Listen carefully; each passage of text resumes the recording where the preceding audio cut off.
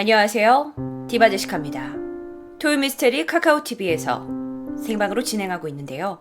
앞으로 토요미스테리는 토요일 11시 이후에 여러분과 함께 카카오TV에서 진행될 예정입니다. 여러분, 미국의 살인마라고 하면 사실 많은 분들이 생각이 나죠. 하지만 오늘 제가 여러분께 말씀드릴 이 사람들은요, 특히나 오랜 기간 동안 그리고 많은 사상자를 냈고 경찰 또한 도대체 이들을 잡지 못해서 역사 속으로 빠져버린, 그냥 미궁으로 빠져버린 그런 사람들을 얘기하려고 합니다. 첫 번째 이야기입니다. 1980년 8월 19일이었어요. LA에서 조금 밑으로 내려오면 얼바인이라는 곳이 있는데 바로 그 UC 얼바인의 의과대학 4학년에 재학 중이었던 키스 해링턴이라는 사람이 있었습니다. 바로 여기 있는 이 남자분이죠. 이분은 부족하지 않은 어떤 지역의 집에서 간호사였던 아내와 함께 행복하게 살고 있었는데요. 그날도 여느 때와 다름없이 부부는 저녁에 저녁을 먹고 샤워를 하고 침대에 잠이 듭니다. 하지만 바로 그날 조금 열려 있었던 창문 틈으로 누군가 침입해서 들어오죠. 결국 이 두 부부는 집에서 둔기에 맞아 살해당한 채 발견됩니다. 오늘 영상은 실제 사건의 현장 사진들을 포함하고 있습니다. 본 사진들은 일부 조금 잔혹할 수 있으니 주의 부탁드릴게요. 하지만 여기서 더욱 안타까운 사실이 있었습니다. 이렇게 머리에 둔기를 맞아 발견된 두 부부 중 아내는 사망 직전 강간을 당한 흔적이 있었습니다.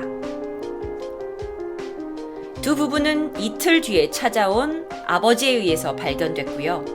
경찰은 바로 조사에 들어갑니다.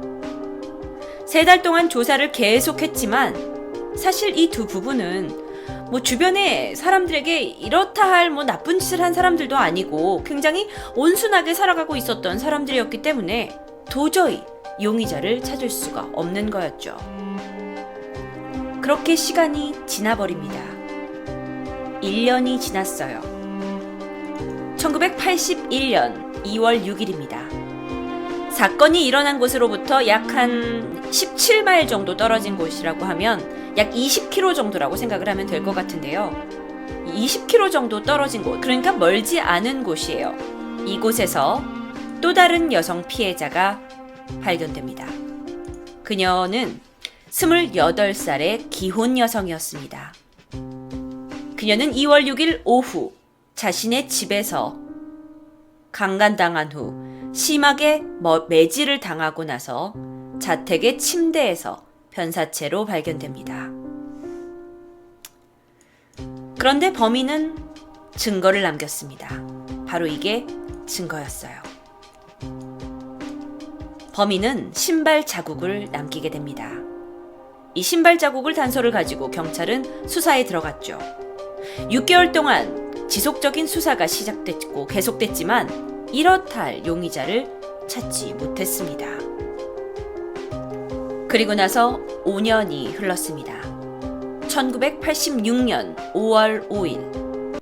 이번엔 또 다른 피해자가 발생합니다. 그녀의 이름은 자넬 크루즈라는 여성은요, 가족들이 다 휴가를 간 상황이었어요. 그녀는 18살밖에 되지 않았는데 나머지 가족들은 다 멕시코에 가고 집에 혼자 남아 있었습니다. 여성은 머리에 둔기를 맞고 자신의 방에서 숨진 채 발견됩니다. 그녀는 부검 결과 앞선 피해 여성들처럼 살해 전에 강간을 당한 것으로 밝혀졌습니다. 하지만 자넬 사건에선 유력한 용의자가 발견됩니다. 그 용의자는 사망 직전에 자넬과 함께 있었던 것으로 추정되는 또래의 고등학생 남자아이였어요. 하지만 경찰이 그를 용의자로 붙잡고 신문을 시작했을 때 그에게는 자넬과 헤어지고 나서 자넬의 집을 나가고 나서 어디에 있었는지, 사망 추정 시간에 어디에 있었는지 정확한 알리바이가 있었고요. 결국 그는 용의선상에서 풀려나게 됩니다. 오늘은 사건에 대한 사진들이 좀 준비되어 있는데요. 자넬은 자신의 방에서 침대에서 이렇게 발견됩니다. 자, 여러분 여태까지 3가지 사건을 들으셨어요. 여자 2사람이 피해자였고요. 그리고 한 커플이 피해자였습니다. 혹시 이 사건을 이야기 들으시면서 이 3사건의 공통점을 찾으셨나요? 어떤 공통점이 있었죠? 물론 이 3사건은 다 같은 지역이라고 하긴 좀 그렇지만 충분히 범인이 한 사람이 움직일 수 있는 범위에서 벌어진 사건입니다. 공통점이요? 맞습니다. 집에서 사살됐어요.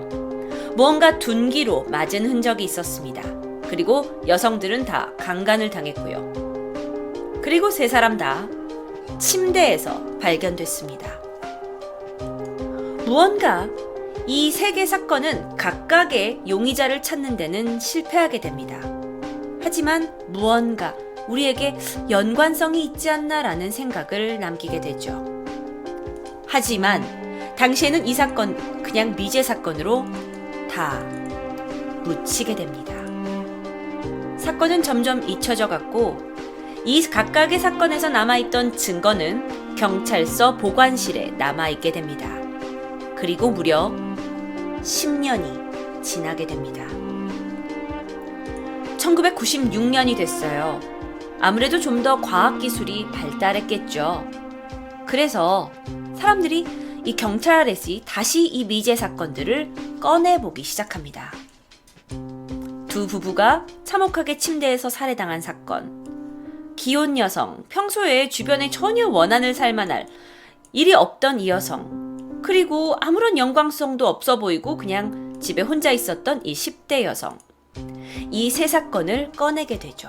그리고 이 사건에서 발견된 DNA 조각들을 DNA 프로파일링을 통해서 이 3사건의 범인이 동일하다는 것을 알게 돼요. 그건 나중에 알게 된 사실입니다. 10년 뒤에요. 자, 그러면서 이 프로파일러가 이 3사건을 저지른 범인은 다분히 연쇄살인마일 가능성이 크다는 것을 알게 돼요. 그렇다면 이 연쇄살인마가 과연 이 3사건에서만 범행을 저지른 건 아닐 거라는 결론을 나오게 되죠. 그렇잖아요. 그래서 또다시 묵혀 있었던 또 다른 미제 사건들의 파일을 열게 됩니다. 바로 여기 있습니다. 시간은 다시 거슬러 올라가서 과거 1980년으로 올라갑니다. 아까의 3사건보다 훨씬 더 앞에 있는 시점이에요. 1980년 3월 캘리포니아 벤추라라는 곳에서 바로 여기 있는 이 남자분, 판사 임명을 며칠 앞두고 있었던 변호사 라이언 스미스가 자신의 집에서 옆에 있는 아내 샬린과 함께 자택 침실에서 손과 발이 묶인 채, 테이프로 묶인 채 벽난로용 통나무 장작으로 머리를 심하게 맞아서 숨진 채 발견됩니다. 바로 이게 그 사건의 현장입니다. 2사람의 시체는 당시 집에 돌아온 12살 난 그들의 아이에 의해서 발견되게 되죠. 여러분이 예상하셨겠지만 여기 있는 부인 샬리는 부검 결과 강간당한 후 살해됐고요. 무언가 유사성이 보이는 사건이죠. 그런데 1980년 이 사건이 일어났을 당시의 경찰은 부인이었던 샬린이 조금 문제가 있었어요. 개인적으로 2사람에게 원한을 가질 만한 사람이 충분히 있었습니다. 그게 누구였냐면 첫 번째 용의자로 잡혔던 사람은 부인 샬린이 지난 7년 동안 남편에게 숨겨온 불륜의 남자였어요. 하지만 그는 용의선상에 오르긴 했지만 결국 범인은 아닌 것으로 밝혀졌죠. 그리고 나서 수사가 진행이 되면서 또 다른 용의자가 발견이 됩니다. 그 용의자는 누구였냐면 이 남편이 그 전에 사업 동업자로 같이 있었던 한 남자였는데요. 이 2사람의 집에 있던 와인잔에서 그의 지문이 발견되면서 다시 용의선상에 오르게 되죠. 그런데 결국 그는 범인이 아닌 것으로 밝혀졌어요. 그래서 이 사건은 그냥 미제 사건으로만 남게 됩니다. 사건의 유사성 때문에 10년 이후가 더 훨씬 지나게 나죠. 이쪽에서 이 사건에서 있었던 그 유전자를 다시 가지고 와서 채취를 해서 검사를 하게 됩니다. 그 결과 DNA가 일치합니다. 결국 이 사건의 범인도 같은 사람이라는 거죠. 그렇다면 지금까지 남자 2명, 여자 4명이 총 피해자로 나온 결과입니다. 경찰은 분명 이 사건에는 더 많은 피해자가 계속 있을 수 있다고 생각했어요. 그러면서 여러 가지 해결되지 못한, 그런데 같은 패턴을 가진 사건들을 조사하기 시작했어요. 이번에는 또다시 시간이 1년 전으로 걸러 올라갑니다.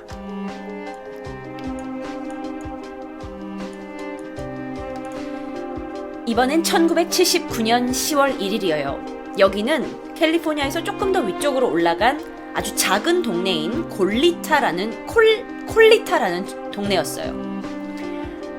어떤 사건이 발생했냐면요. 한 커플이 밤에 잠을 자고 있었어요. 그런데 갑자기 누군가 침실로 침입해 오더니 밝은 후레쉬를 두 사람에게 비춥니다. 그런데 그는 마스크를 쓰고 있어요. 커플은 너무나 놀랬죠.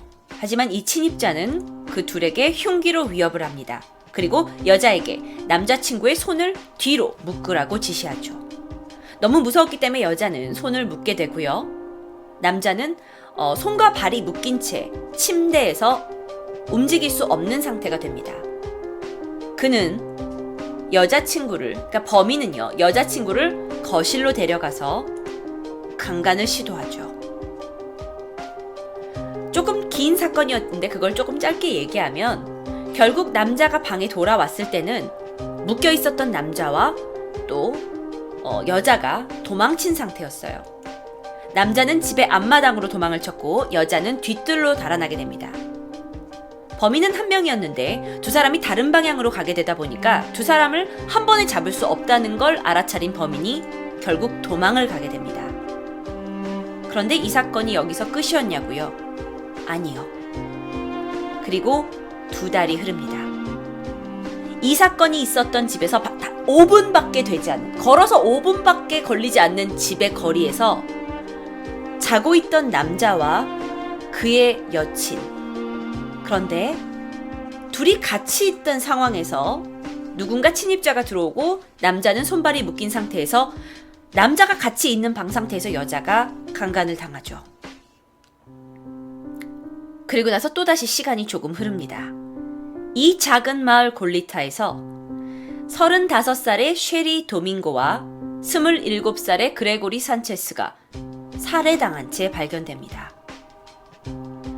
쉐리 도밍고는 남자였고 그레고리 산체스는 여자였어요. 두 사람은 같이 살고 있었고 두 사람 또한 침대에서 여자가 강간당한 채 이후에 살해가 되죠. 이 골리타에서 발생한 사건들은 이전에 LA 그 오렌지 카운티, 그 전에 제가 말씀드렸던 사건과 굉장히 많은 유사성이 있었어요. 하지만 이 사건에서는 DNA 검사에 필요한 증거들이 남아있지 않았습니다. 하지만 누가 보더라도 이 사건의 방식이, 범인이 이 범행을 저지른 방식이 너무나 비슷하잖아요. 너무나 일치했고요. 그래서 우리는 여기서 이 경찰들이 이 사건이 한 남자의 범행에 의해서 이루어지고 있다는 걸 알게 됐어요. 왜냐? 최소한 우리는 이 범인을 목격한 한 커플을 알고 있거든요. 프로파일러 분석을 시작합니다. 과연 그럼 이 범인은 누구냐는 거죠. 이 복면을 쓴 이 남자는 누구였을까요? 프로파일러 분석에 의하면 먼저 피해자 여성들을 분석하기 시작했어요. 그런데 피해자 여성들이 다들 공통점을 가지고 있습니다. 뭐냐면 주변에서 다들 좋은 평을 받고 있는 사람이었어요. 사진에서도 보셨지만 다들 예쁜 외모를 가지고 있었고요. 또 넉넉한 집안 형편이었어요. 주변인한테 미움을 살 사람들이 전혀 아니었다는 거죠. 그러면 범인은 상대적으로 조금 안정되고 좋은 삶을 살고 있는 여자들만 골라서 침입하고 강간하고 죽였다는 게 되는데요. 그러면 심리학적으로 봤을 때 그는 이런 여성들에게 상대적으로 굴욕감을 주고 싶었던 것으로 분석이 됩니다. 프로파일러들이 계속 분석을 해냈을 때 이 사람이 심각한 정신 상태에서 살인에 대한 충동을 계속 느꼈을 거고, 그리고 그걸 멈추지 않았을 거다. 그리고 또 다른 살인을 했을 수도 있을 거다라고 예상을 했다고 합니다.